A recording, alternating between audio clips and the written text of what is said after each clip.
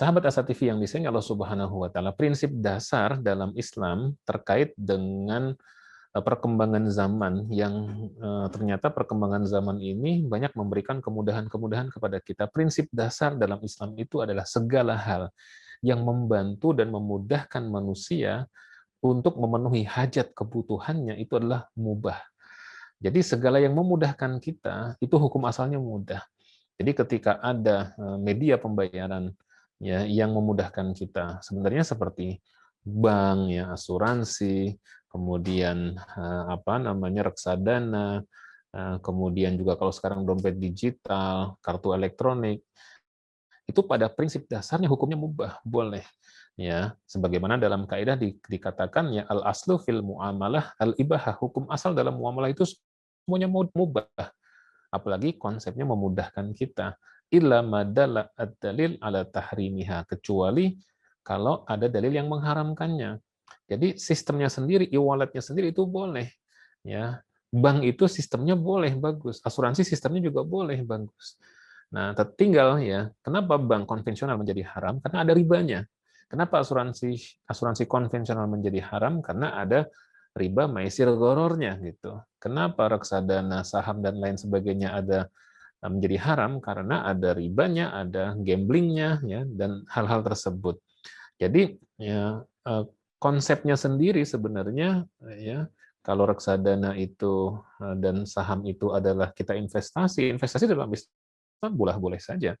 Saham itu sendiri bahasa Arab kan, sahmun ya, saham.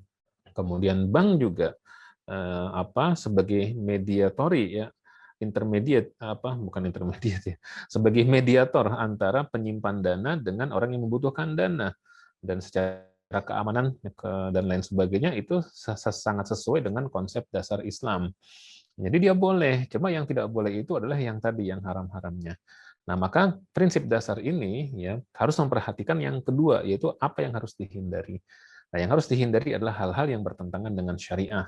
Kita sudah pernah mengupas sebelumnya, ada minimal 7 ya hal yang bertentangan dengan syariah yang harus dihindarkan dalam setiap transaksi, yang kita kenal dengan istilah maghrib ya, maisir, aniaya, gharar, haram, riba, ihtikar, dan batil. Udah pernah kita kupas 7-7-nya ini ya, mungkin nanti bagi yang belum silahkan bisa mencari di linknya Asa TV, dan di situ ada mengupas tentang 7 transaksi yang diharamkan syariah ya, atau ilmu hitam dalam syariah yang dikenal dengan maghrib ya, maisir, aniaya, gharar, haram, riba, ihtikar, dan batil ya. Jadi kalau mau transaksi ya harus amati dulu ada maghribnya enggak. Yang kalau ada maghribnya maka tinggalkan yang maghribnya itu. Nah, kemudian juga ada pengecualian. Nah, pengecualiannya adalah dalam kondisi darurat yang tidak bisa dihindarkan. Contoh, kita hidup di sebuah desa atau di sebuah mana namanya kabupaten yang sangat jauh dari kota, yang di situ tidak ada bank kecuali hanya bank konvensional. Misal hanya ada bank BRI saja ya, bank BRI itu kan jaringannya paling luas ya.